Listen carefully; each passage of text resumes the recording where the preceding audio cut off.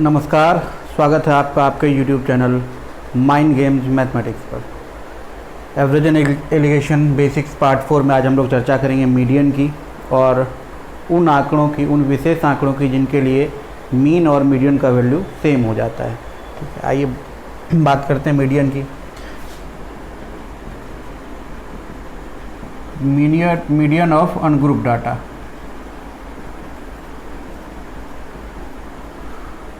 अवर्गीकृत आंकड़ों की माध्यिका।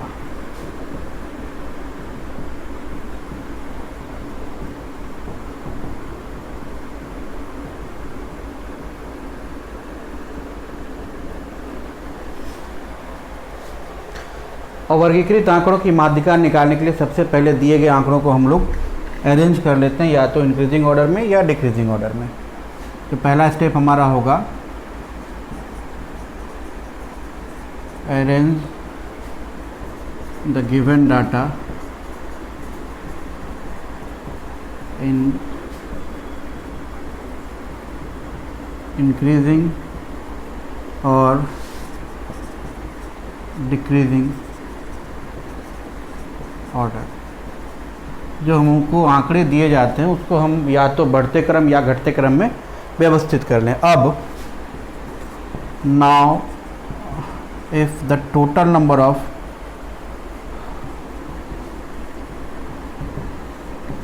data or observation n, अगर हम टोटल नंबर को n बोलें, इज नंबर ए ऑड, अगर सभी आंकड़ों की संख्या ऑड है, विषम है, देन मीडियन, तो माध्यिका जो है हमारी वो क्या हो जाएगी, n plus 1th term, n plus 1/2th term, sorry.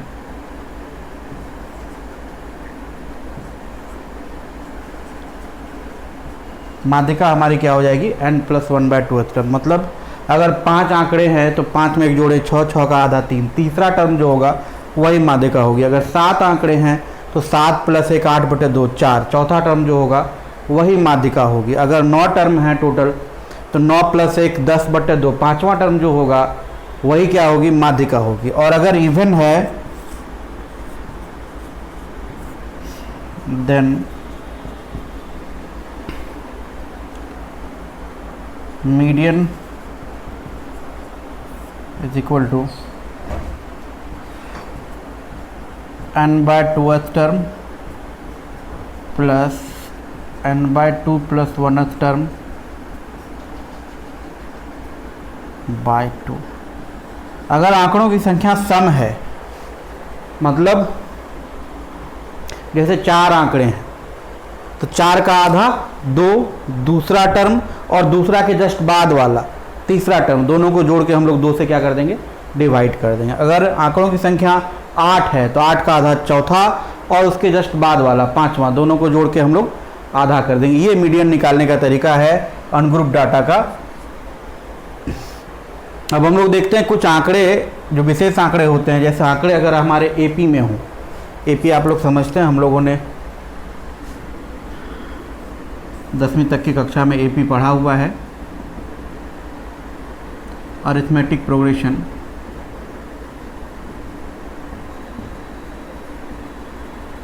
हम लोग जब प्रोग्रेशन पढ़ेंगे तो चर्चा करेंगे इसकी वापस।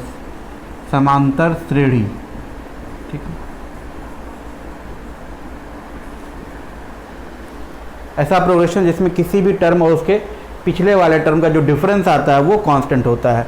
मतलब T1, T2, T3,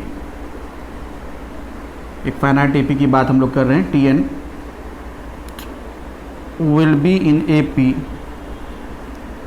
एपी में होंगे if T2 minus T1 is equal to T3 minus T2 is equal to dot dot dot Tn minus Tn minus 1 and is equal to D। ये हमारा कांस्टेंट आना चाहिए। ये एपी का फंडा है कि कोई टर्म और उसके पिछले वाले टर्म का जो डिफरेंस आता है वो हमेशा कांस्टेंट होता है, उसको हम लोग समांतर श्रेणी के नाम से जानते हैं। तो अगर हमारे आंकड़े एपी में होते हैं तो जो मीन और मीडियन का वैल्यू होता है वो सेम हो जाता है। जनरली नंबर्स के मामले में जो हम लोग इस्तेमाल करते हैं, तो natural numbers, even numbers, odd numbers, ये सभी एपी में होते हैं। आइए उसके बारे में बात करते हैं हम लोग। मिटा दें इसको। अच्छा, पिछले में आप लोगों ने क्या देखा कि अगर ऑड नंबर्स हैं, टोटल आंकड़ों की संख्या ऑड है, तो जो हमारा मीडियन है वो आंकड़ों में से ही कोई एक आता है। कौन आता है? जो सबसे बीच वाला होता है। और इवन नंबर्स थे तो उसमें जो मीडियन आया था वो बीच वाला और उसके जस्ट बाद वाले के जोड़ का आधा आया था, यानी मीडियन उन आंकड़ों में से नहीं था। जबकि अगर विषम थी संख्या तो मीडियन जो था वो उन्हीं आंकड़ों में से था, है ना, n+1/2 टर्म जो आया था। खैर आगे चलते हैं हम लोग। देखिए, अगर आंकड़े एपी में हों, एपी की एक विशेषता है कि अगर आप nth term from the beginning और nth term from the end का सम निकालेंगे तो हमेशा इक्वल आएगा। जैसे 5 टर्म है, पहले और 5वें का सम जो होगा वही दूसरे और चौथे का होगा और वही तीसरे के इक्वल होगा। ये एपी की विशेषता है।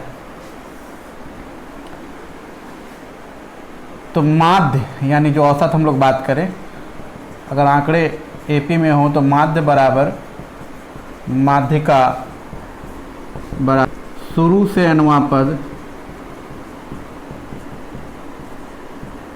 जोड़ अंतिम से nवां पद बटे 2। ठीक है। फ़ायदा इसका क्या होगा वो आगे हम लोग क्वेश्चंस में देखेंगे। फिलहाल हम लोग आगे चलते हैं। हम लोग जो नेचुरल नंबर्स जानते हैं, नेचुरल नंबर्स, प्राकृतिक संख्याएं, गिनती की संख्याएं, ये एपी में होती हैं। नहीं, डिफरेंस यहाँ जो कॉमन डिफरेंस होता है वो 1 का होता है। 1 2 3 4 एंड सो ऑन। अगर एनवी प्राकृतिक संख्या लिखी जाए तो ni, अगर कुछ प्राकृतिक संख्याएं लिखी हुई है, आखिरी का वैल्यू हमको मालूम है, आखिरी प्राकृतिक संख्या अगर हमको दी हुई है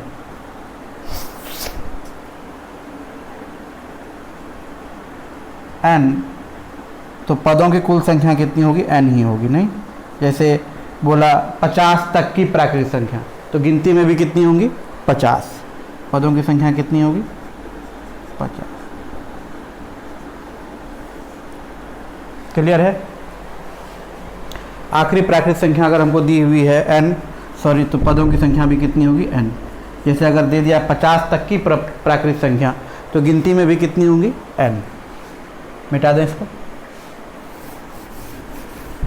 सम संख्याओं की बात करें अगर, इवन नंबर्स,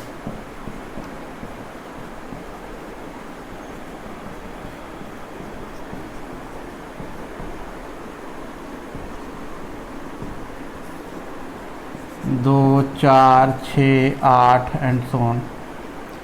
एनवी सम संख्या की बात करें,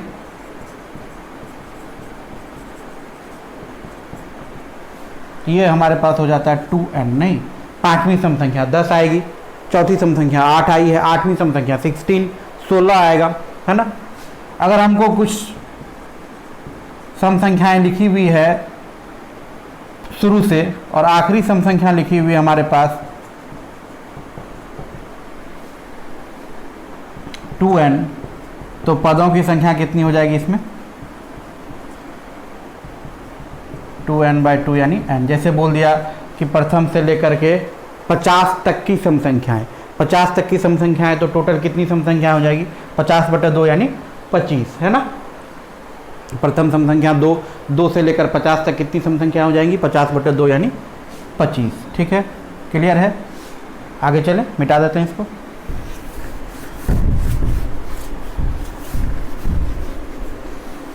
ऑड नंबर की अगर हम लोग बात करें, विषम संख्याएं,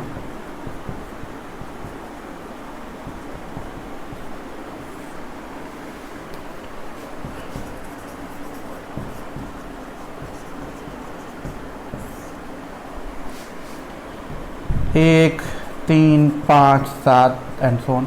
यहाँ डिफरेंस 2 का चल रहा है, यहाँ भी डिफरेंस 2 का था। प्राकृतिक संख्या में जो डिफरेंस था, कॉमन डिफरेंस, वो 1 का था। एनवी विषम संख्या की बात अगर हम लोग करें,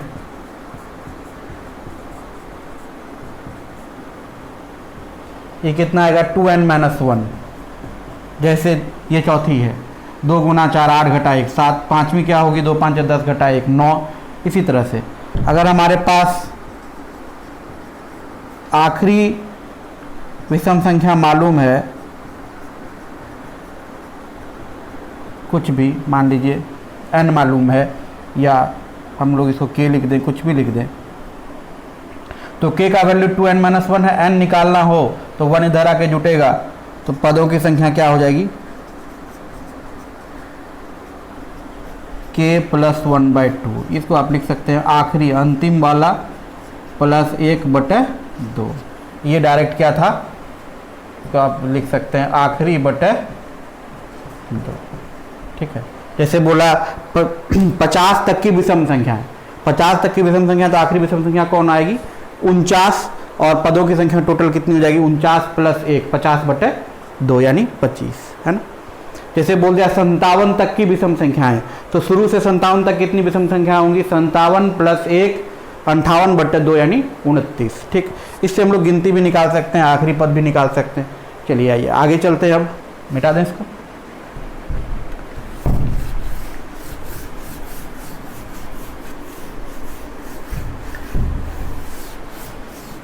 जो हम लोगों ने पढ़ा है उसका क्या यूज़ है उसको हम लोग देखते हैं। जैसे हम लोग जानते हैं प्रथम n प्राकृत संख्याओं का योग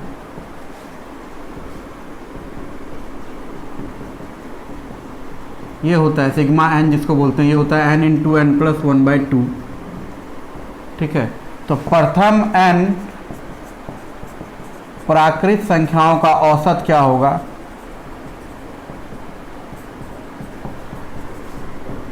हम लोग n से इसमें डिवाइड कर दें, सभी पदों का योग बटे पदों की संख्या। n से अगर इसमें डिवाइड करेंगे तो ये n + 1/2 हो जाएगा। नहीं, ये n यहाँ पर क्या है तो गिनती है ना, जैसे बोला प्रथम 50 प्राकृतिक संख्याओं का योग, तो गिनती भी हमारा 50 होगा और उनका औसत कितना हो जाएगा 50 + 1/2 ना 51/2। ठीक, चलिए अब हम लोग बात करें अगर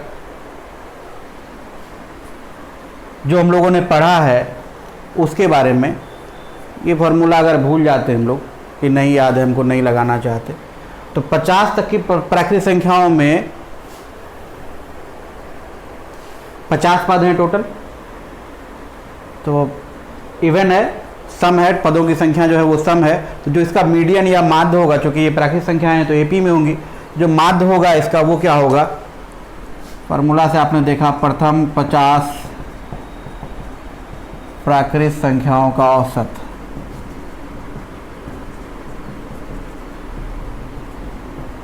वो आ गया आपके पास 50 + 1/2 51/2 यानी 25.5, है ना। मिटा दें इसको।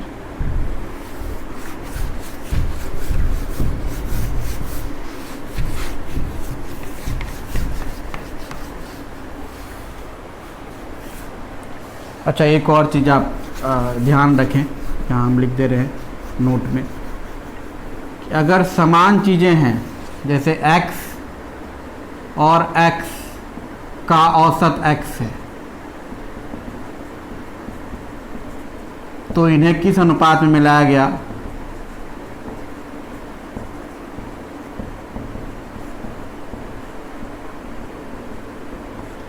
इसका कोई निश्चित उत्तर नहीं हो सकता। नहीं, किसी भी अनुपात में आप मिलाएंगे तो x ही औसत आएगा, क्योंकि दोनों सेम वैल्यू है। आप 1:3 में भी मिलाएंगे तो भी आएगा वो x ही औसत, आप 2:3 में मिलाएंगे तब भी x ही औसत आएगा। इसका कोई निश्चित उत्तर नहीं हो सकता। आप किसी भी अनुपात में मिलाएंगे तो x और x का औसत हमेशा क्या आएगा, x ही आएगा। ठीक, अगर x और y को एक अनुपातिक यानी दोनों को बराबर में मिलाया जाए तो औसत क्या होगा, सदैव x + y/2, x और y का समांतर माध्य है ना, x + y/2 1:1 के रेशियो में मिलाया है, मतलब दोनों को जोड़ के आधा कर दें। आधा करने का मतलब क्या है कि x और y के बीच के डिफरेंस को दो इक्वल पार्ट में बांट दें। नहीं, और जहाँ ये आएगा आधा मिल जाएगा इधर, आधा मिल जाएगा इधर। नहीं, जैसे x और y के बीच का डिफरेंस 3 था तो इधर से चले तो x प्लस 1.5, इधर से चले तो y माइनस 1.5। x और y के बीच का डिफरेंस 4 था तो एवरेज हमारा x प्लस 2 या y माइनस 2।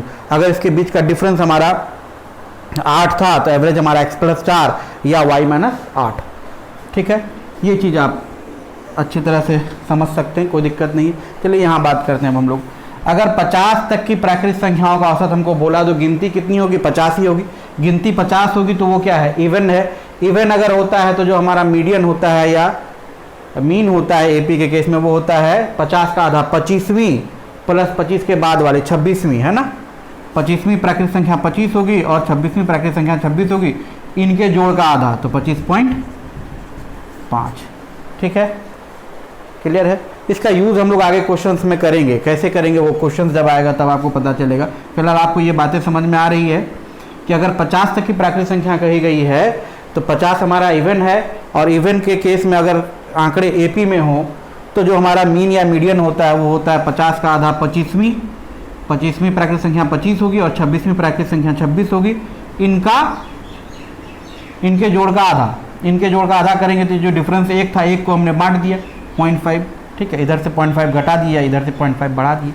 क्लियर है, आगे चले। अगर मान लीजिए बोल दिया प्रथम n सम संख्याओं का योग, तो ये आपको पता है n इंटू सिग्मा 2n बोलते हैं इसको, और ये होता है n इंटू n प्लस 1। अगर प्रथम n सम संख्याओं का औसत बोलेगा तो ये आ जाएगा n प्लस 1। प्रथम 50 सम संख्याओं का औसत अगर बोला तो ये आ गया कितना? 51, नहीं n प्लस 1। अब इसको हम लोग इस तरीके से करें, प्रथम 50 सम संख्याओं का औसत, तो गिनती में कितना है? 50 है। नहीं, गिनती में 50 है तो 50 क्या है? इवन है। इवन अगर हो तो 50 का आधा 25 और प्लस अगला 26। 25वां सम संख्या 50 और 26वां सम संख्या 52, जो हमारा एवरेज आएगा वो इसी बीच में आएगा 51। ठीक है, 25वीं सम संख्या 50 और 26वीं सम संख्या 52, जो एवरेज आएगा वो इसी बीच में आएगा। ठीक है, फिलहाल अभी आपको ये क्वेश्चन फार्मूला से आसान लग रहा है, पर जब हम लोग प्रथम से बात नहीं करेंगे तो आपको पता चलेगा कि ये कितना हेल्पफुल होता है आपके लिए।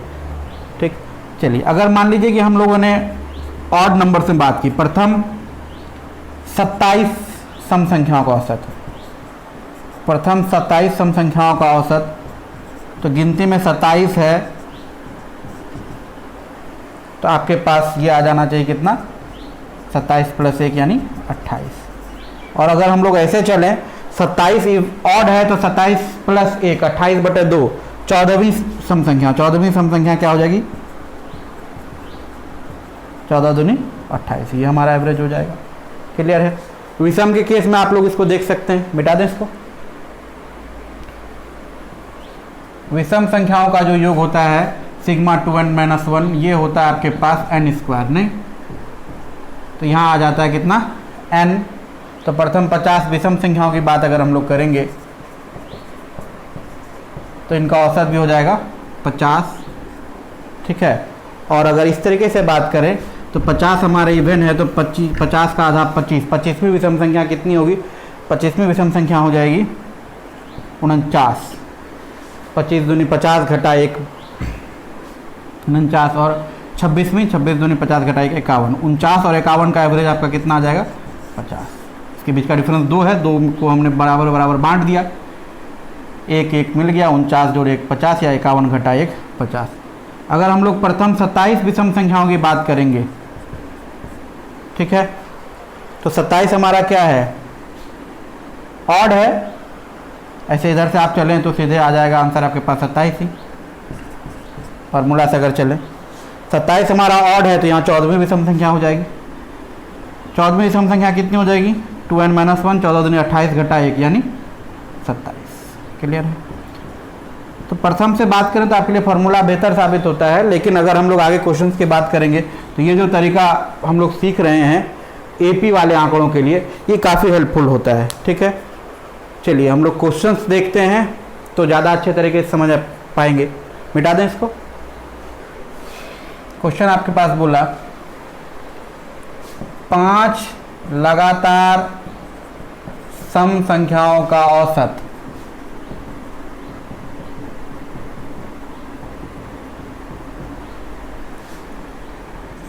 अंठावन है, सबसे बड़ी सम संख्या क्या होगी या सबसे छोटी क्या होगी, कुछ भी पूछे। 5 लगातार सम संख्याओं का औसत, 5 क्या है, ऑड है, सम संख्याएं हैं तो एपी में होंगी। 5 ऑड है, एपी में है, तो जो हमारा मीन या मीडियन जो भी है वो क्या होगा, 5 + 1 6/2, तीसरा है ना, यानी 1 2 3, तीसरे का वैल्यू कितना आ गया है हमारे पास 58। इसके बाद तब चौथा और पांचवा। हमको पता है ये क्या है, इवन नंबर है तो 2 2 का डिफरेंस आया होगा, यहाँ 2 बढ़ा होगा, फिर यहाँ भी 2 बढ़ा होगा, तो 58 2 60 और 2 62। सबसे बड़ी सम संख्या कितनी हो जाएगी, 62। क्लियर है। अगर हमको सबसे छोटी प्राप्त करने के लिए कहता तो 2 इधर घटाते, नहीं, यहाँ कितना हो जाता, 58 घटा 2 ये 56 आता, और ये कितना आ जाता 54। क्लियर है। जैसे क्वेश्चन आपके पास दे दिया 17 लगातार सम संख्याओं का औसत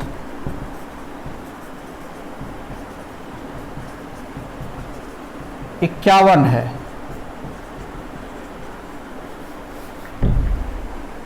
सॉरी 52 है, तो सबसे बड़ी सम संख्या क्या होगी, सबसे बड़ी सम संख्या क्या होगी।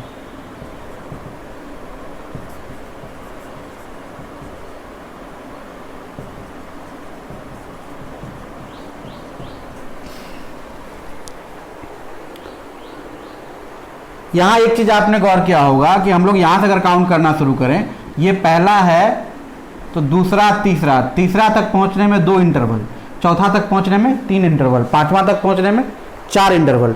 यहाँ हम लोग 17 लगातार की बात कर रहे हैं, 17 हमारा ऑड है, तो जो इसका मीन आया होगा 17 + 1 18/2, 9वां टर्म आया होगा, नहीं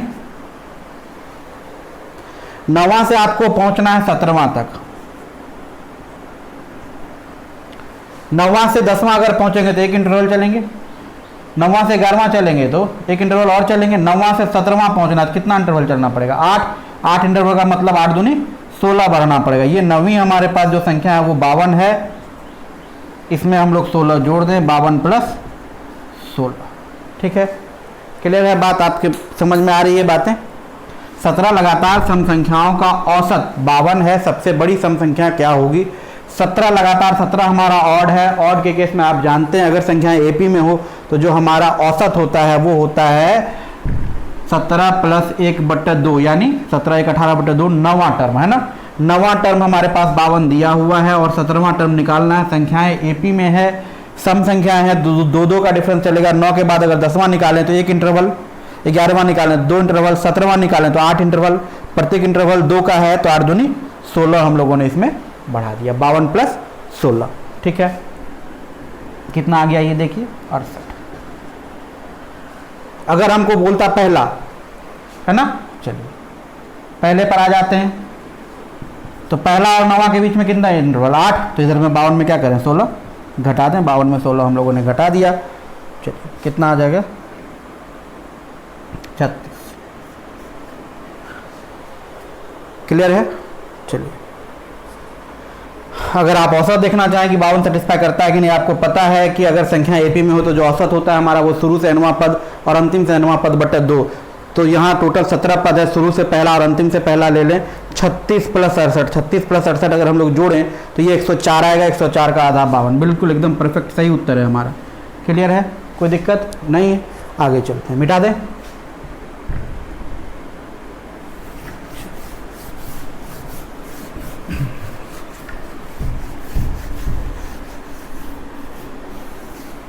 क्वेश्चन हमारे पास आ गया 24 लगातार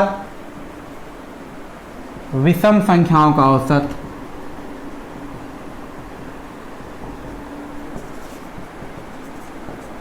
42 है। 22वीं विषम संख्या क्या होगी।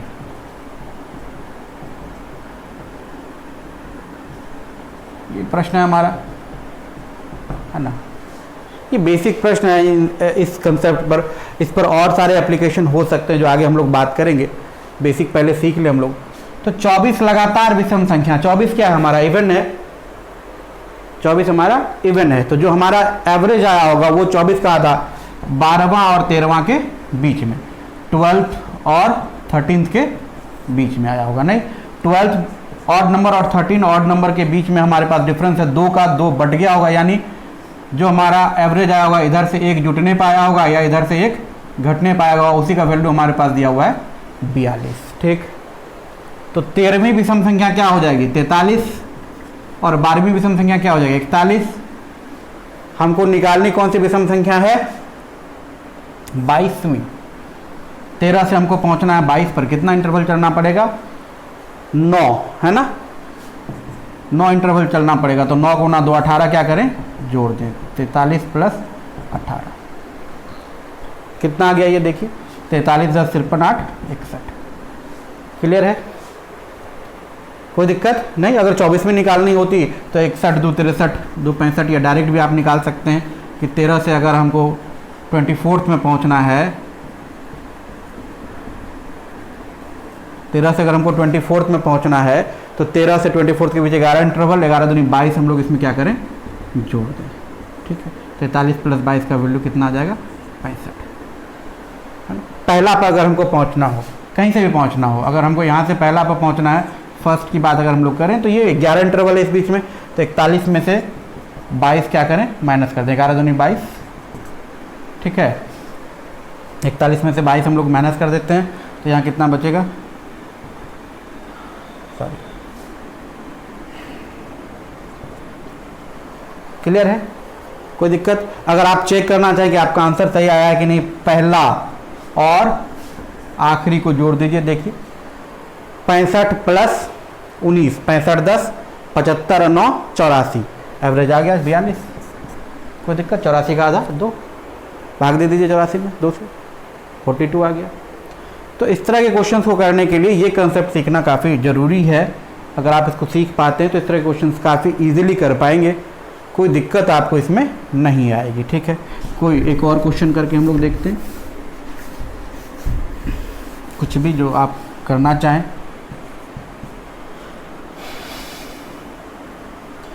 12 लगातार सम संख्याओं का औसत। एक चीज़ आप गौर कर पा रहे हैं क्या, जब भी हम सम संख्या ऑड में ले रहे थे तो औसत हमारा कोई ना कोई इवन नंबर ही आ रहा था। जैसे ही सम संख्या हमने इवन में ली है, नंबर गिनती उसकी इवन में ली है, ये देखिए क्या आ जाएगा, ये हमेशा कोई ना कोई ऑड नंबर होगा। ठीक है, क्योंकि हमको पता है कि अगर इवन नंबर्स में है तो जो हमारा मीन या मीडियन जो होगा वो कभी इन टर्म्स में से नहीं हो सकता। तो वो सम संख्या लिखी हुई है तो सम संख्या कभी नहीं हो सकती, तो कौन आएगा ऑड आएगा। चलिए देखते हैं, सबसे छोटी सम संख्या